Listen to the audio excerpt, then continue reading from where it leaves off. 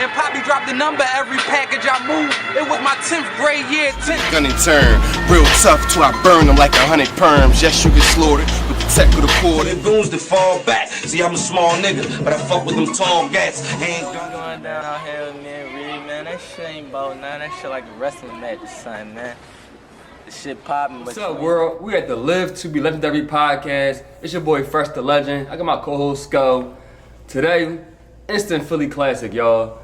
I have two pioneers with me that brought Philly together. They were the fathers of an era, a great era in Philadelphia hip hop. Behind a lot of artists' careers, put a lot of artists on the scene, on the map. They're still relevant to this day, and they're still doing it. Fathers, they're creators, they're entrepreneurs, they're curators, they're managers, they're idealists, and they're legendary. Without further ado, it's an honor to bring them together. I have Touchmoneyna and Young Bob. So man, listen, man, I'm definitely fanned out because this is Philly history. You know, I'm Fresh the Legend. I'm behind a lot of artists. You know, I'm running around the city doing my thing with the shows. But I wouldn't even have the idea of doing this if I didn't see the Young Bob headshot, the Touch Money records. You know what I mean? The me being in high school and watching the battles, like the Dollaz, the Quilly Millz, the Meek Mills. You know what I mean? The NHs, the Kabooms. Like, oh my goodness, and to be around these guys now, it's like I know I'm doing something right. So all I got to say, I'm happy to have you here, Touchmoneyna. Happy to have you here, Young Bob. Headshots. You know what I mean? Here. Before we get going, let me ask y'all a question real quick. Okay. Whose side you was on? You on Touch Money? I'm from South Philly, so you know what I mean? I'm from T.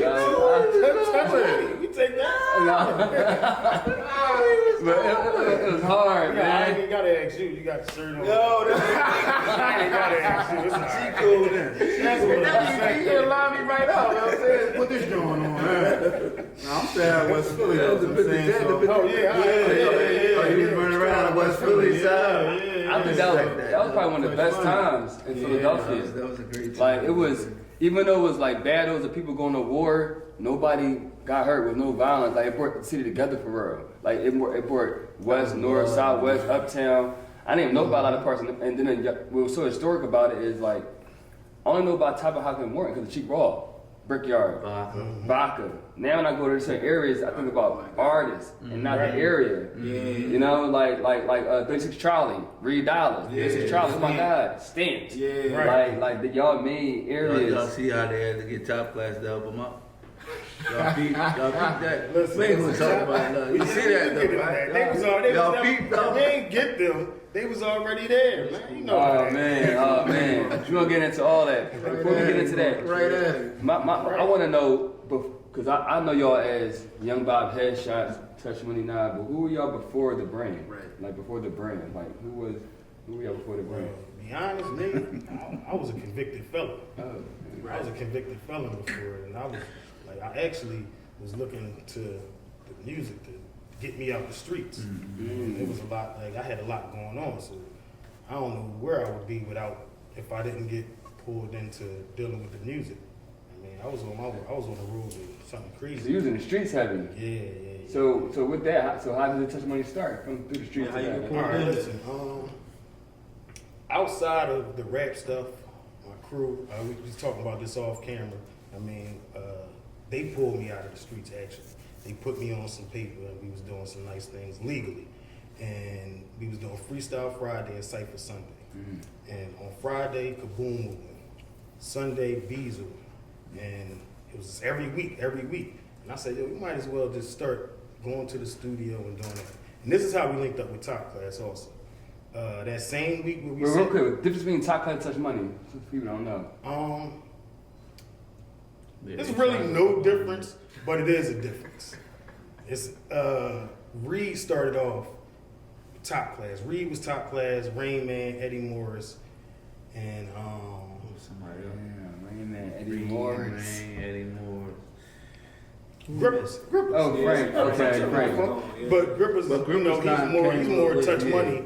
But that's what it was. It started off Reed Dollaz and OG. OG was violent. He came over. He started doing a studio, and that's the same week we was recording down there first day.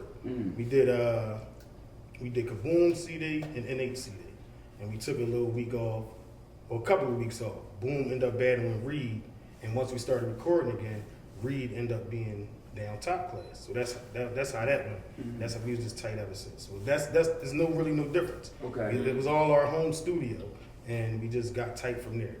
But they like to say it's a difference because as we was beating the shit out of them, Like, come on, we gotta get them headshot niggas. Wait, before we get to Young Bob, so you Street Money started the music. Then you got the store. Yeah. My peoples had the store. They pulled me in, and they gave me the location, and we went from there. It was called the Music Hut. The Music Hut. 152nd Street. That was the hangout, man. That was the hangout. Everybody used to be in there. There's a lot of legendary battles in there. I mean, a lot like Cassidy talked about. He 5,000 to know. Probably NH and Kaboom really probably got like 5,000 battles.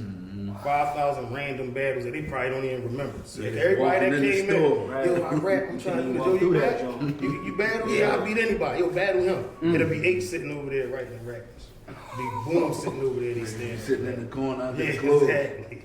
So it started from Street Money to got the store to Nana DVDs. Boom. Yeah. Now, all right, how about you, Bob? I was playing sports. What sports is that? I played everything. I'm an athlete, so I was playing sports. I was chasing females. But was you good though? No, it was great. I'm still good. I just got a little knee injury, but I was good though. One injured 6 months. But I was my block was jumping for many different things. What block is that? 24th and Arts. Right. No. Around the Raymond Rosen area. So my block had a lot of traffic, and that's what kind of led me to music. Different rappers coming out there freestyling with the old heads. They used to be out there. Niggas just dropping CDs off, stuff like that. So I'm like, I'm gonna do a mixtape. And then that's what the mixtape led me to getting artists from the area. And then I was getting artists from school. And I was like, hold up.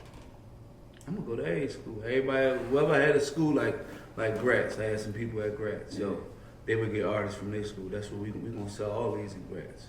Or we gonna sell all these in Dobbins. And I just took everything I learned from the streets, just watching the guys on the corner and all that.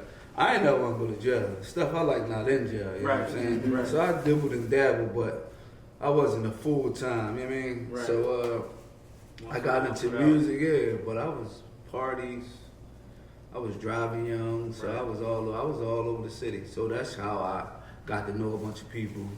That's what helped me like with Headshot. That's what helped me branch Headshot into something. Wow. So then, how would you? This is both of y'all for answer. Whoever want to go first, but then how would you define your role? If there had to be a clear-cut definition of who you are to your brand, how you define your role? Me? Go ahead.